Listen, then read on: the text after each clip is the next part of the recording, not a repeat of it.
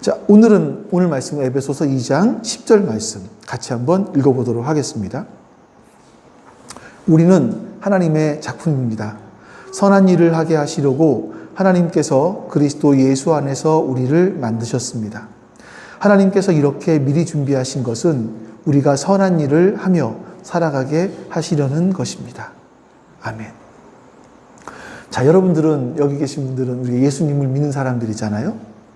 그래서 예수님 믿기 때문에 제가 이제 우리 어머님이 병원에 계시는 동안에 아마 이번 주 중에 빠르면 화요일 정도에 퇴원하실 수 있을 것 같은데, 제가 계속 확인했던 것이 그거예요. 우리 어머님께서 어떤 일이 생기시더라도 하나님 나라에 가실 수 있나 하는 생각, 다시 만날 수 있나 하는 그런 마음들. 그러니까 이 그리스도인들의 소망이 뭐겠습니까? 우리가 죽어도 하나님의 나라에 갈 수 있다. 난 지금 죽어도 하나님의 나라에 갈 수 있다. 이런 소망이잖아요. 자, 근데 여러분, 예수님을 믿고 나서 죽어서 하나님 나라 가는 건 말고, 그건 또 하나의 문제인데, 그러면 예수님을 믿고 나서 내 현재 삶은 뭐가 바뀌었죠? 주일날 교회 오는 거, 내 수입의 일정 부분을 하나님께 현금을 드리는 거, 이런 거 빼고, 또 때로는 이런 것도 있겠죠. 어려운 일이 생겼을 때 좀 뭔가 의지할 때 상이 생겼다, 이런 것도 있을 수 있을 거예요. 그런 것 좀 빼고, 실제적으로 내 삶에 진짜 바뀐 게 뭐가 있죠? 뭐가 있을까요? 자, 우리 이 말씀 좀 볼까요? 예레미야서. 하나님께서 우리 인간을 향해서 계획하고 계신 게 있으시대요. 같이 한번 읽어보죠. 너희를 두고 계획하고 있는 일들은 오직 나만이 알고 있다. 내가 너희를 두고 계획하고 있는 일들은 재앙이 아니라 번영이다. 너희에게 미래에 대한 희망을 주려는 것이다. 나주의 말이다. 자, 하나님께서 우리에게 주시려고 하는 것이 뭐냐면 재앙이 아니라 번영이래요. 번영이라는 단어를 개역개정 성경에는 평화라고 했어요. 평화. 그러니까 하나님께서 우리에게 주시려고 하는 것은 평화예요. 우리의 삶이 하나님 안에서 잘 되는 거예요. 그 미래에 대한 희망을 갖고 살아가는 거예요. 이게 하나님의 마음이란 말이에요. 그럼 여러분의 삶 가운데 매일매일 하나님이 주시는 평화, 그 하나님께서 번영케 해주시는 그것들 누리며 살아가십니까? 이걸 봤을 때 과연 우리 안에 이런 게 얼마나 있나 하는 생각들이 드는 거예요. 이제 가끔 왜 이런 거 있잖아요. 예전에 뉴스 신문 같은 데 보면 어떤 할머니들이 폐지를 막 이렇게 평생 동안 죽고 살아요. 노년에 폐지를 죽으며 살고 정말 가난하게 배고프게 춥게 살아요. 근데 돌아가시고 나서 이제 다 짐을 정리하면서 보니까 이 장판 밑에서 10,000원짜리들이 수표들이 막 엄청 나왔다는 그런 기사들 많이 봤잖아요. 한번 상상해 보십시오. 지금 할머니가 그 엄청난 돈을 자신의 바로 밑에 깔고 자는 거예요. 깔고 주무시는 거죠. 근데 평생 배를 골았어요. 평생 추위에 떨면서 살았어요. 돈을 모으는데 성공했지만 돈을 쓰는 법을 모르는 거죠. 이걸 누리는 법을 몰랐던 겁니다. 이게 단순히 가난의 문제가 아니잖아요. 그러니까 돈이 없어서 굶는다라는 건 결핍이겠지요. 이건 사회적 문제이고 개인의 문제일 수 있겠지만 돈을 깔고 앉아 굶는다라는 건 이건 비극인 겁니다. 돈이 있는데 굶어요. 얼마나 비극이에요. 돈이 있는데 겨울에 춥게 살아요. 얼마나 비극이에요. 자, 그런데 우리 그리스도인의 모습이 이 할머니와 되게 닮지 않았나? 하는 생각이 드는 거예요. 아까 보셨던 말씀처럼 성경에서 하나님께서 우리에게 주시려고 하시는 것이 여러분을 힘들게 하시는 게 아니란 말이에요. 여러분에게 재앙을 주시려고 하시는 게 아니란 말이에요. 하나님은 우리에게 평안을 주고 싶어 하세요. 하나님은 우리에게 번영을 주고 싶어 하세요. 하나님은 우리에게 미래에 대한 희망을 주고 싶어 하신단 말이에요. 그리고 이 모든 것들을 가리켜서 에베소 1장 13절에 보니까, 1장 3절에 보니까 하늘에 속한 모든 신령한 복이다 이렇게 말씀하신단 말이에요. 하나님께서는 하늘에 속한 모든 신령한 복을 우리에게 주셨다 말씀하신단 말이에요. 이거를 우리에게 상속해 주셨어요. 상속.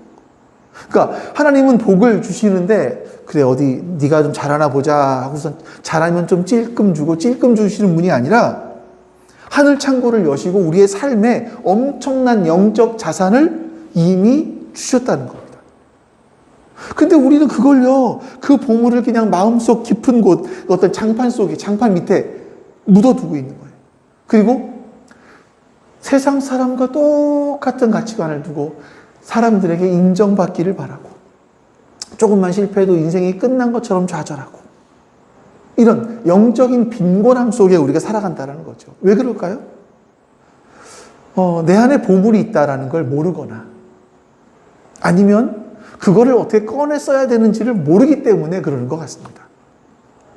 여러분, 그리스도인이 된다는 것은요, 단순하게 주일날 교회 나와서 예배 드린다 이걸 말하는 건 아니잖아요. 그리스도인이 된다는 것은요, 내가 신앙생활을 한다는 건 내 장판을 뜯어내는 거예요. 뜯어내고 그 안에 있는 보화를 꺼내내는 거예요. 꺼내.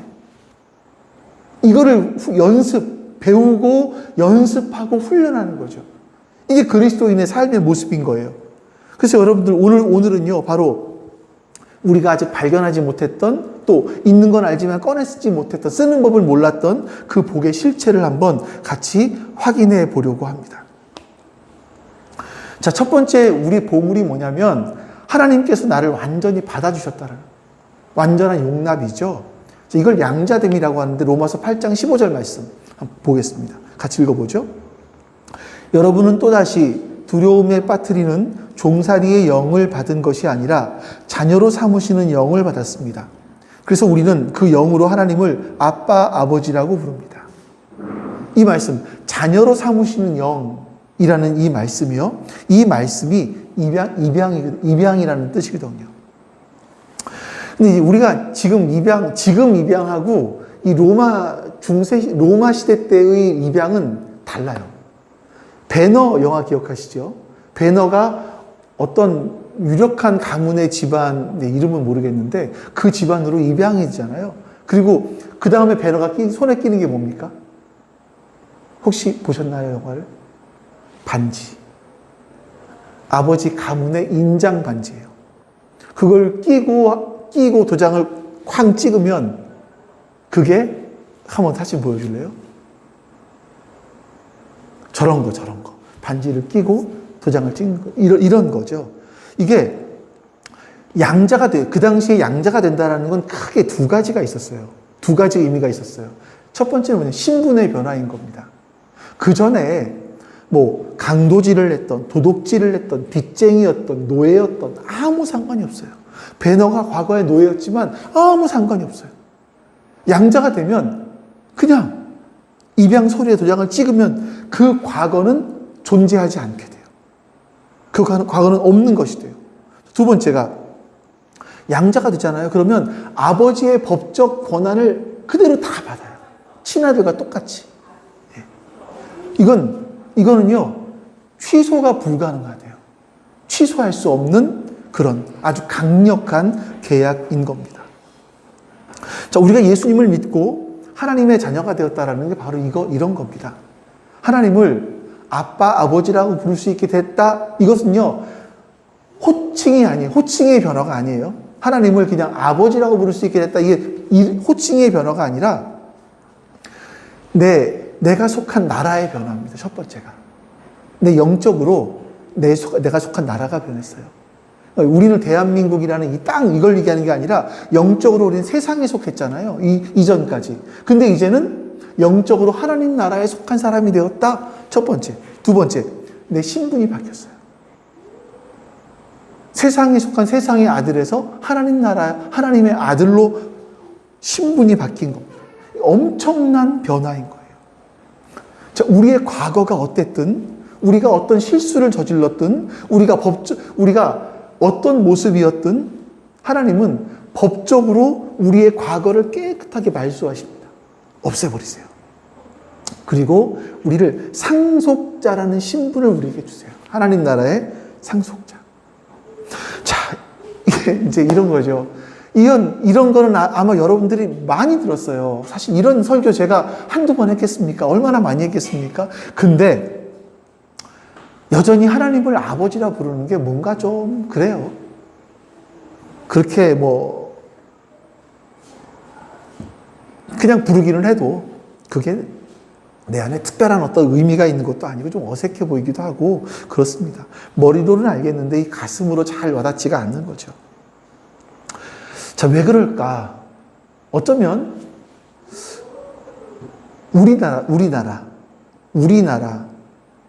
보면 우리나라의 자녀들에게는요, 아버지에 대한 왜곡된 생각들이 있어요. 아버지에 대한. 이게 제가 이렇게 설교하면서 이런 말씀을 드려야 되는지 모르겠지만, 어머니 그러면 좀 뭔가 애틋하지 않아요? 그렇죠. 예. 어머니 그러면 애틋한 게 있는데, 아버지 그러면, 그래요. 그러니까, 저희 아버지는 뭐 저한테 매를 한 번도 드신 적이 없는 그런 분이라고 하지만, 아버지 그러면 좀 뭔가, 그래요. 왜냐하면, 우리 부모님들의 그 사랑이라는 게 뭐냐면요, 조건부 사랑이에요. 많은 경우에. 내가 공부를 잘해. 그러면 나를 이뻐해줘.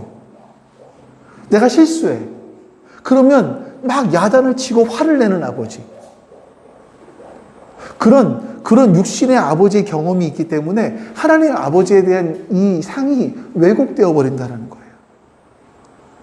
그래서 우리는 하나님 아버지라고 부르면서 사실은 좀 눈치를 봅니다. 하나님이 정말 나를 받아주실까? 아유, 내가 이렇게 죄 지은 마음인데, 내가 이런데 정말 나를 기뻐하실까, 하나님이? 이런 마음들이 사실은 우리 안에 있는 거죠.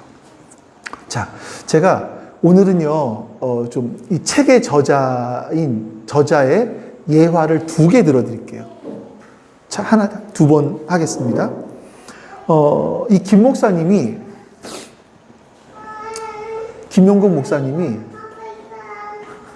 저거를 눈에 보이는 데 두는 게 아니었었는데.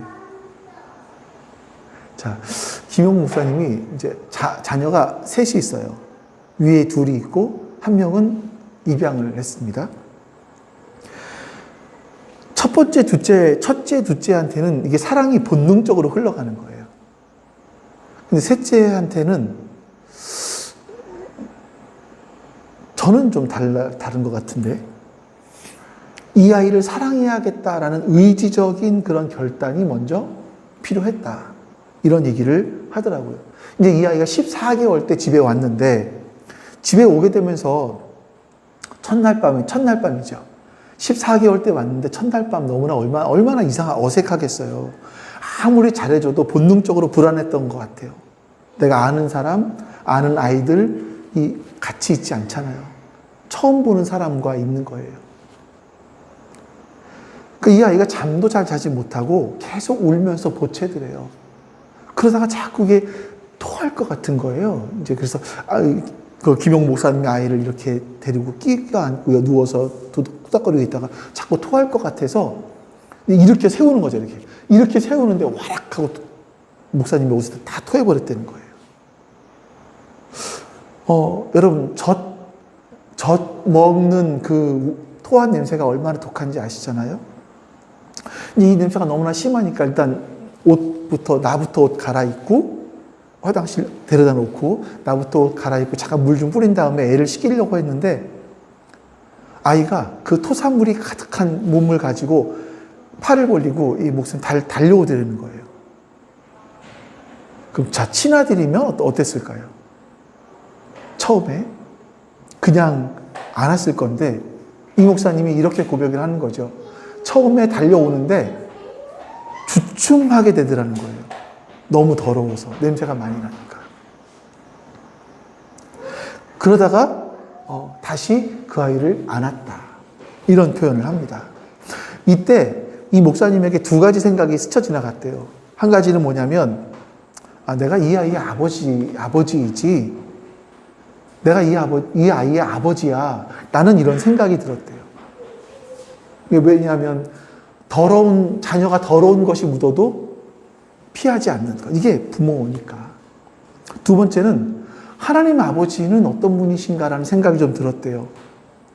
우리 하나님 아버지는 나를 안아주실 때 두 번 생각하지 않으시는데, 하나님 아버지는 나를 그냥 있는 그대로 그냥 받아주시는데, 냄새 난다고 한번 생각해보고 결단하고 안아주시지 않고 그냥 안아주시는데, 이런 생각.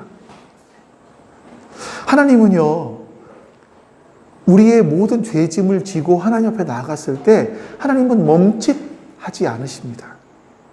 이게 인간 아버지와 하늘 아버지와의 결정적인 차이점인 것 같아요. 우리가 죄를 지었잖아요. 하나님은 죄를 보실 수 없는 분이세요. 얼마나 하나님께서 우리를 보실 때 정말 얼마나 더럽고 추하겠어요. 그러니까 하나님, 바울이 그런 고백을 하는, 벌레만도 못하다는 그 고백들이 뭐냐면, 하나님께서 우리 인간들을 바라보실 때 그 깨끗하신 분, 그렇게 거룩하신 분이 이 죄 많은 우리들을 바라보시니 사실은 어떻겠어요? 그런 거 아니겠어요? 근데 하나님은 멈칫하지 않으신다고요. 우리가 하나님 앞에 달려갈 때 하나님은 멈칫하지 않으시고 우리를 그대로 안아주신다고요. 우리의 모습이 엉망진창이라 하더라도 하나님은 그대로 안아주신다. 하나님은 너 좀 씻고 올래? 나 안아줄게. 이번엔 또 왜 그랬니? 훈계하지 않으시고요. 우리의 더러움이 하나님의 거룩한 옷을 버리게 될지라도 하나님은 덥석 우리를 안아주시는 분, 조건도 없고 주저함도 없고. 이게 여러분 성경에서 말씀하고 있는 완전한 용납. 하나님은 멈칫하지 않고 우리를 안아주신다는 거죠. 하나님은 말로만? 아니요. 직접 엄청난 대가를 지불하셨죠. 고린도전서 6장 말씀 같이 읽어보겠습니다. 여러분은 성령을 하나님으로부터 받아서 모시고 있습니다. 여러분은 여러분 자신의 것이 아닙니다. 여러분은 하나님께서 값을 치르고 사들인 사람입니다. 그러므로 여러분의 몸으로 하나님을 영화롭게 하십시오. 값을 치르고 샀다. 노예시장에서 쓰는 말이에요. 노예시장에서 노예를 사는 거죠. 내가 이 노예가 너무나 마음에 들어. 그래서 이 노예를 돈을 주고 사서 자유롭게 풀어주는 거예요. 노예 문서를 찢어버리는 겁니다. 이거를 값을 주고 샀다, 또는 속량이라고, 속량. 자, 여러분, 우리는 자본주의 사회를 살아가요.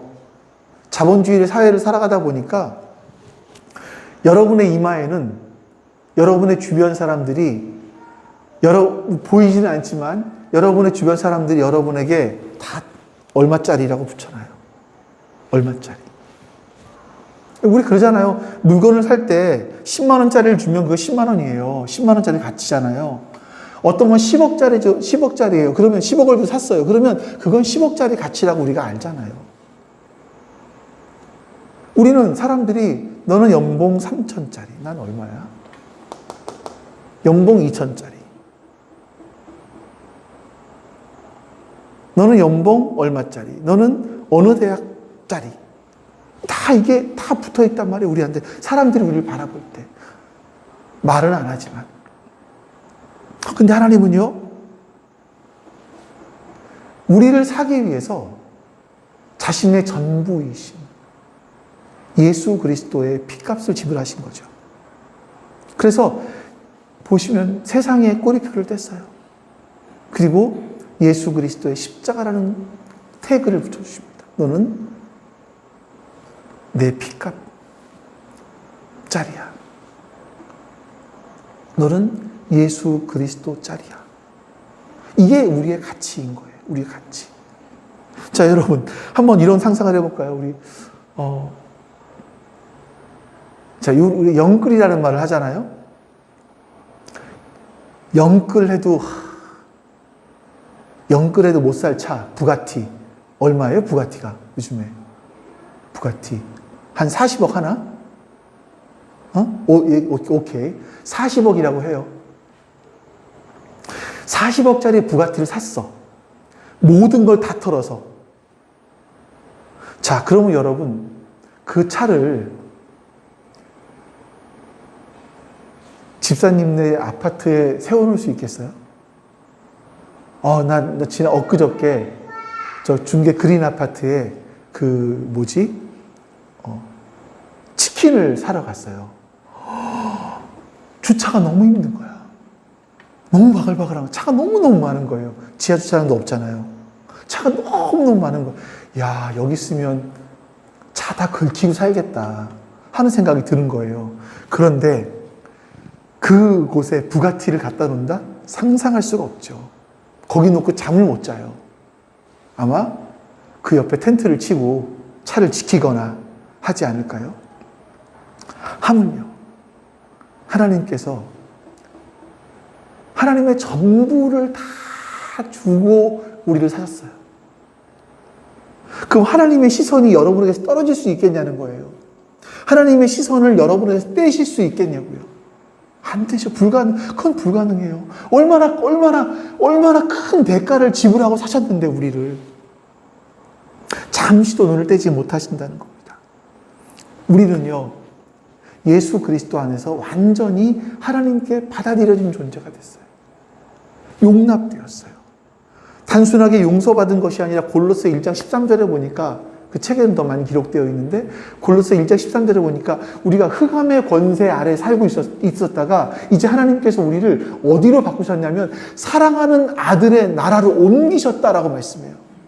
흑암의 권세 아래서 우리는 늘 불안하며 살아가는데 하나님은 그것을 바꾸어서 우리를 사랑하는 아들의 나라로 옮기셨다, 안전지대로 옮기셨다라고 말씀합니다. 우리가 깨끗해서? 아니요. 하나님은 멈칫하지 않고 우리를 안아주셨어요. 우리는 그래서 안전합니다. 하나님께서 우리를 그 비싼 대가를 지불하고 우리를 속량하셨기 때문에, 값을 지불하셨기 때문에 우리는 안전한 거예요. 여러분, 이제 이걸 먼저 믿으셔야 돼요. 하나님께서 세상이 우리의 어떤 가치를 매기던 상관없이 하나님께서 나를 어떤 가치로 보시는지를 여러분들이 기억하셔야 돼요. 먼저 이 장판을 뜯어내셔야 돼요. 그리고 이것을 발견하셔야 돼요. 하나님이 나를 어떤 가치로 보고 계시는가? 나는 원래 어떤 가치인가? 이거죠. 이걸 보셔야 돼요. 이걸 누리느냐 못 누리느냐는 사실 내 문제이긴 한데 내가 먼저 어떤 존재라는 것을 여러분 기억하셔야 돼요. 이걸 기억해야 번영과 평안과 희망과 풍성함, 이걸 누릴 수가 있게 되는 겁니다. 자, 두 번째. 첫 번째가 우리가 장판 밑에서 찾아냈던 것이 뭐냐면 완전한 용납이었다면, 두 번째는요, 그리스도 안에서 특별한 존재가 되었다라는 거예요. 우리는 그리스도 안에서 특별한 존재가 되었어요. 자, 우리가 용납은 이해를 해요. 용납. 네, 용납까지는 받아들이겠어요? 그래, 하나님이 나를 좀 불쌍하게 봐주시겠지. 네, 나의 죄를 눈 감아 주시겠지. 이런 생각을 하긴 합니다. 근데 여러분, 여기서 멈춰 있잖아요? 그럼 우리는 뭐냐면 그냥 구원받은 불량품인 거예요. 나는 여전히 죄인이고 쓰레기야. 근데 하나님이 나를 불쌍하게 보시고 나를 구원해 주셨어요. 나는 쓰레기인데 나를 불쌍하게 봐주셨던 것밖에 없어요. 구원받은 불량품. 운이 좋아서 천국 가게 되는 죄인. 이 정도밖에 생각이 안 드는 거죠. 그래서 우리는요, 구원받은 은혜에 감사하지만 항상 죄책감이 있어요. 마음속에. 죄책감 갖고 살아가는 거예요. 근데 여러분, 하나님은요, 우리를 단순하게 그냥 봐주시는 존재가 아니라 특별한 존재로 재창조하십니다. 다시 창조하세요. 자, 우리 에베소 2장 10절 말씀을 볼까요? 에베소 2장 10절 말씀. 같이 한번 읽어보겠습니다. 우리는 하나님의 작품입니다. 선한 일을 하게 하시려고 하나님께서 그리스도 예수 안에서 우리를 만드셨습니다. 하나님께서 이렇게 미리 준비하신 것은 우리가 선한 일을 하며 살아가게 하시려는 것입니다. 아멘. 만드셨다. 이 작품이다. 네. 이게 바로 헬라어로 포이에마라고 하죠.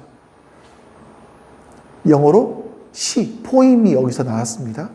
전에도 말씀드렸죠.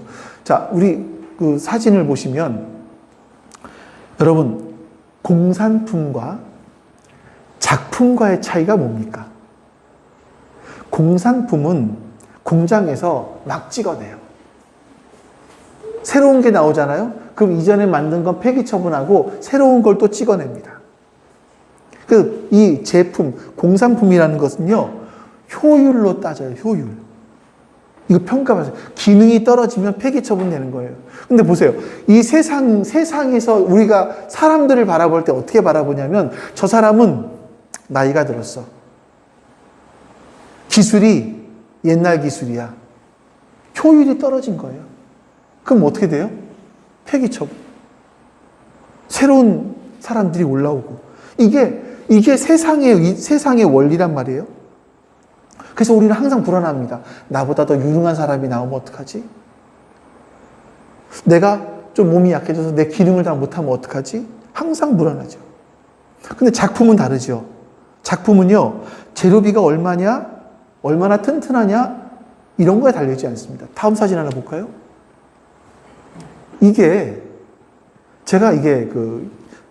이건 원래는 이중섭이라는 화가이신데, 황소 그림 아시죠? 황소.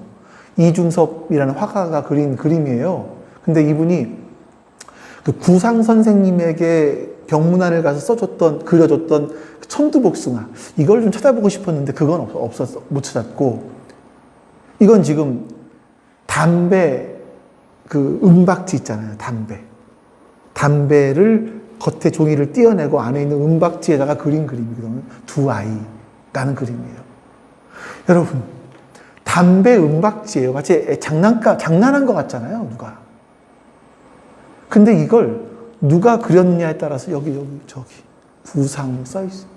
저거 자기 이름 때문에 이건 수억 원이 돼요. 이 그림이. 담배 은박지에 그린 게. 재료가 비싸서요? 아니요. 누가 그렸느냐. 누구의 낙인이 찍혀있느냐라는 거예요. 이게 이 그림의 값어치를 결정하게 되는 거죠.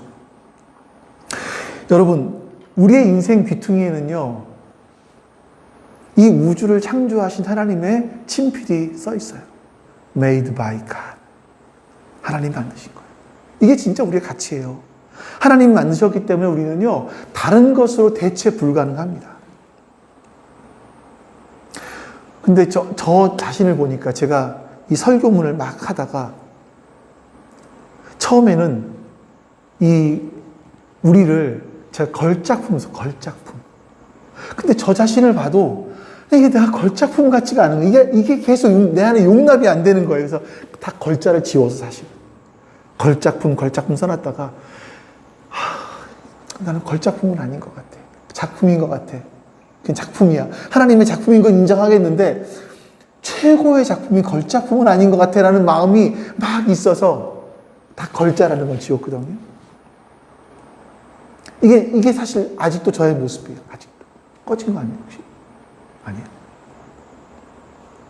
근데 여러분, 솔직히 한번 우리 자신 물어보죠. 여러분, 하나님의 작품이라고 생각하세요? 그것도 걸작품? 저 때가 다시 한번 이게 첫날 설교하면서 약간의 이런 예화가 있었는데, 다시 한번 제가 김영국 목사님의 이야기를 하나 들려드릴게요. 이분은 미국에 유학을 갔어요.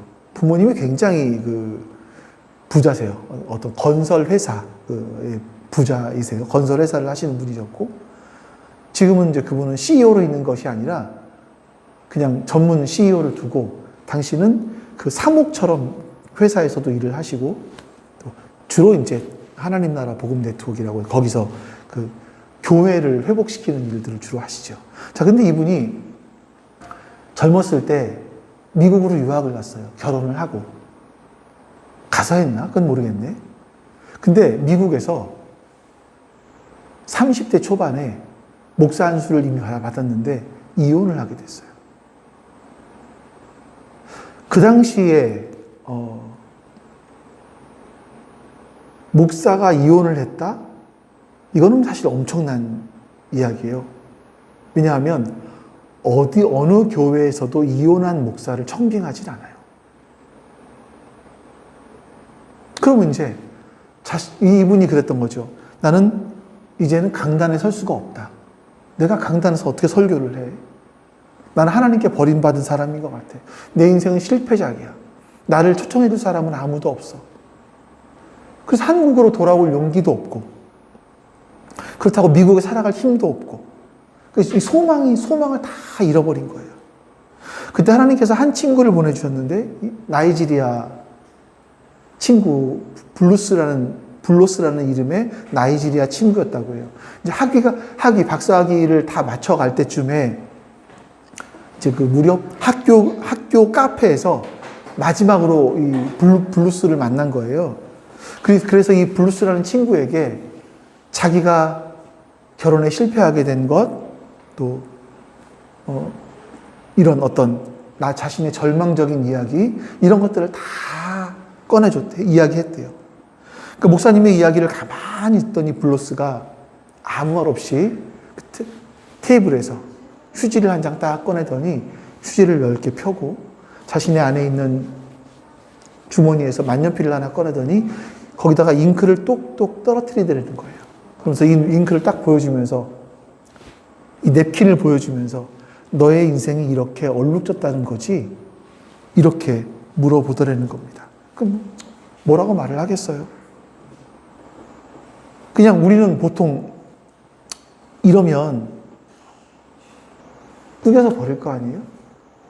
근데 이 친구가 이렇게 이야기를 하더라는 겁니다. 하나님은 이 얼룩을 지우기 위해서 지우개로 문지르지 않으셔. 그 대신 그 잉크 자국, 네가 실패라고 부르는 그 점들을 연결해서 세상 누구도 흉내낼 수 없는 새로운 그림을 그리실 거야. 두고 봐. 하나님은 너의 아픔을 어떻게 작품으로 만들어 가시는지. 여러분, 이 목사님이 이제 이 블루스의 이야기를 듣고 정말 새로운 힘을, 용기를 얻게 되었다고 하는데, 우리 인생 실패해요. 여러 가지 실패들이 있어요. 때로는요, 잉크만 떨어뜨리는 것이 아니라 구멍을 뚫어놓을 때도 있습니다. 그리고 우리는 이렇게 말하죠. 망쳤어. 구겨서 내 인생은 이제 망쳤어. 끝이야. 구겨서 버리려고 합니다. 근데 하나님께서는요, 그 얼룩 하나를 가지고도 기가 막힌 산수화를 그려내실 수 있는 분이 우리의 하나님이세요. 여러분, 성경에 나온 인물 중에서 새하얀 도화지 같았던 인물이 누가 있나요? 성경을 한번 보세요. 도화지같이 깨끗했던 인물이 있습니까? 없어요. 아브라함부터 시작을 해볼까요? 다 셀 수 없어요. 다 나오는 인물마다 다 흠이 있고 아픔이 있고 하나님에 대한 그런 것이 있는 거죠. 바울 한번 보십시오. 바울은 어떻습니까? 바울은요, 자기는 살인자였다고 고백해요. 살인자. 스데반 집사가 돌에 맞아 죽을 때요, 그 옆에서 스데반 집사의 옷을 맡아주었던 사람이고 죽음에 동참했던 사람이에요. 교회를 없애기 위해서 기독교인들을 찾아다니던 아주 어떤 폭행자였고, 바울의 고백에 의하면 폭행자였고 핍박자였다, 이렇게 말을 합니다. 그의 과거는 평생 그를 따라다니는 수치스러운 과거였어요. 근데 여러분, 하나님은요, 바울의 불같은 성격, 이 막 집요함, 율법에 대한 해박한 지식, 심지어는요, 그가 저지른 끔찍한 죄책감들까지도 들어서 그를 만들어 가시는 거예요. 그래서 바울은요, 역사상 가장 위대한 신학자이고 전도자가 될 수 있었던 거죠. 그래서 바울은 감옥에 갇혀서 이렇게 고백을 합니다. 빌립보 4장 13절 말씀. 제가 읽어드릴게요. 내게 능력 주시는 자 안에서 내가 모든 것을 할 수 있느니라. 나에게 능력을 주시는 분 안에서 나는 모든 것을 할 수 있습니다. 이거예요. 이 말을 여러분, 이게 참 어디 어떤 개업할 때 이런 말이 많이 쓰여져요. 근데 개업할 때 이런 글 써놓으면 큰일 나요.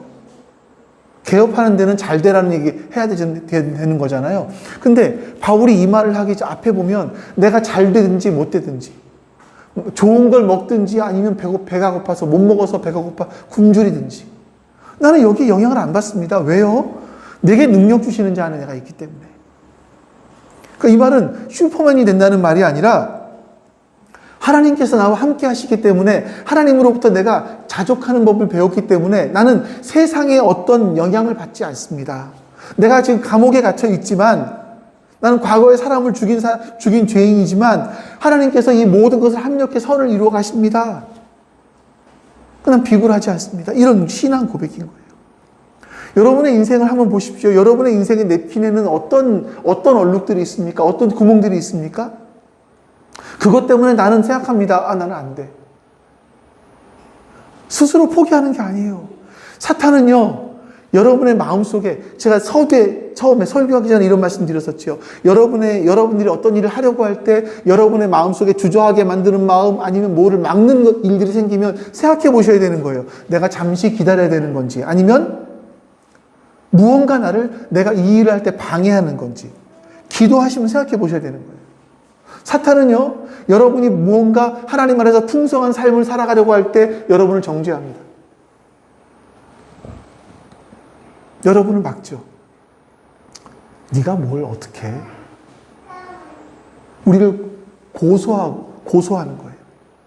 근데 여러분 기억하십시오. 그 얼룩들이 하나님께서 작품을 만들어 가시는 시작이라는 것. 우리는 그것을 기억해야 되는 겁니다. 그리스도 안에서 우리는 특별한 존재예요. 우리의 상처는요, 나중에 누구죠? 이름이 기억이 안 나요. 상처 입은 치유자가 될 수 있는 거예요. 여러분만이 그 사람을 위로할 수 있는 여러분이 될 수 있는 거예요. 우리의 가치는 우리의 깨끗함에 있는 것이 아니라 우리를 붙들고 계시는 작가의 손길에 있는 거예요. 이걸 기억하시는 겁니다. 여러분, 그러면 우리가 이제 작품이라는 사실을 알게 됐습니다. 여러분, 이건요, 단순하게 여러분들이 기분 좋으라고 하는 얘기가 아니에요. 삶의 방식을 바꾸라는 겁니다. 자, 다음 사진 한번 볼까요? 여러분이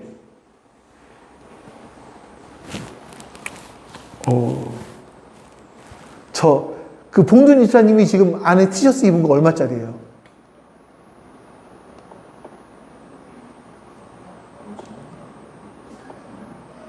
좋아. 오케이. 됐어. 자, 그러면 그 옷에 이게 막 뭐가 묻었어요. 더러운 게 묻었어요. 그럼 어떻게 해요? 빨아야죠. 어디다가? 세탁기에다가. 그렇죠. 근데 만약에 지금 겉에 입고 있는 옷이 샤넬이야. 네, 샤넬이 기억나는 게, 엊그저께 예은이가 생일 한 달 전인데 선물을 받았어요. 케이크 선물 받았는데, 샤넬보다 더 명품, 샤넬보다 명품인 예은이 이렇게 써놨더라. 그래서 샤넬이 막 기억이 나는데, 겉에 묻은 옷이 샤넬이에요. 겉에 입고 있는 옷이. 그러면 어떻게 하실래요? 뭐 묻었어. 세탁소를 가야겠죠. 전문가한테 맡겨야겠죠. 세탁기에 돌릴 수 없어요. 그러니까 여러분, 그거예요. 내가 입은 옷이 15,000원짜리면 실밥이 풀렸어. 신경 안 써요. 입다가 좀 버리면 되지. 또 하나 사면 되지. 별로 신경 안 씁니다. 근데 샤넬이면 고이 모셔두죠. 이게 만약에 보석이라면 고이 모셔두고 닦고 또 닦고 닦습니다. 하물며 여러분, 우리가 예수 그리스도라는 엄청난 값을 치르고 산 하나님의 작품인 우리의 인생을 함부로 대하면 되겠느냐라는 거예요. 여러분. 그래서 여러분, 이제 여러분 자신을 보는 눈이 바뀌어야 됩니다. 세상은 끊임없이 가짜 가격표를 우리 안에 붙여놔요. 태그를 붙여놓고 얘기합니다. 너는 연봉 얼마야? 너는 얼마짜리야? 너는 몇 점짜리야? 그렇게 붙입니다. 예전 같으면 상처받지요. 내 마음이 무너질 수 있습니다. 하지만 이제 우리는요, 이 거짓 가격표에 속지 않아야 돼요. 이거 떼어내고 당당하게 나는 예수 그리스도 짤이야 라고 고백할 수 있어야 되는 겁니다. 나를 보는 가치가 달라지는 거예요. 또 하나, 내 인생에 묻은 얼룩, 인생의 얼룩 있지 않습니까? 한숨 쉬지 마세요. 그리고 여러분들이 이 그림을 가지고 어떻게 하나님이 나를 그려가실까에 관심을 두세요. 하나님이 지금 나를 이렇게 만들어 가시는 거구나 라는 여기에 관심을 두고 신경을 쓰시라는 겁니다. 그리고 기도해 보십시오. 하나님, 나의 실패를 통해서 어떤 그림을, 어떤 작품을 만들어 가시려고 하십니까? 내 이 아픔을 통해서 내 인생에 어떤 색을 입히시겠습니까? 라고 기도하시는 거예요. 이렇게 물을 때요, 내 과거의 상품, 내 부끄러움, 내 아픔들, 상처, 부끄러움, 이런 것들은 하나님의 하나님 되심을 드러내게 하는 우리의 간증이 될 수가 있는 거예요. 자, 나를 이렇게 봤어요. 첫 번째가. 그러면 두 번째, 다른 사람을 보는 눈도 바뀌게 됩니다. 내가 하나님의 작품이에요. 내 옆에 있는 저 사람도 하나님의 작품입니다. 나를 힘들게 하는 저 직장 상사도 하나님의 작품이에요. 심지어 내 속을 썩이는 이 가족도 하나님의 작품이에요. 근데 문제가 있어요. 문제가 뭐냐면 추상화 같아. 아직 도대체 뭔지를 모르겠는 사람들도 아직 있어요. 도대체 하나님이 뭘 그리시려고 하는 건가 감을 못 잡는 사람도 있어요. 분명히 아직 덫이 더 필요한 사람들이 있습니다. 근데 그럴 때마다 우리는 이렇게 생각을 하는 겁니다. 아직 하나님께서 작품을 만드시는 중이야. 하나님께서 작업하시는 중이야. 하나님은 우리 옆에 있는 가족 지체들을 지금 빚어가고 만들어가고 계시는 겁니다. 때로는 정으로 쪼기도 하고 사포로 문지르다 보니까 아파하기도 해요. 먼지도 나기도 하고요. 이렇게 우리 눈에 보이는 어떤 모난 성격들이 보일 수도 있습니다. 근데 그럴 때 모난 성격들이 보일 때마다 손가락질하는 것이 아니라 하나님께서 당신을 빚어가고 계시는군요. 완성될 날이 있을 겁니다. 이렇게 바라보는 겁니다. 자, 이제 말씀을 좀 맺죠. 장판 밑에 거액의 돈을 넣어놓고 평생 굶주림에 시달렸던 그 할머니 이야기를 처음에 말씀을 드렸었는데, 이분의 비극은 이분이 굶주리며 살았던, 춥게 살았던 이유는 돈이 없어서가 아니라 몰라서, 또 쓰지 않아서 일어난 일입니다. 여러분들 영적 장판을 뜯어내십시오. 하나님은 예수 그리스도 안에서 우리가 고린도후서 6장 찬송을 부르는 것처럼 우리는 세상을 부유하게 할 수 있는 사람이에요. 그래서 하나님께서 우리에게 모든 것을 다 주셨다라고 말씀해요. 우리는 이제 꺼내 써야만 합니다. 첫 번째 뭐예요? 하나님이 나를 완전하게 받아주셨습니다. 용납해 주셨어요.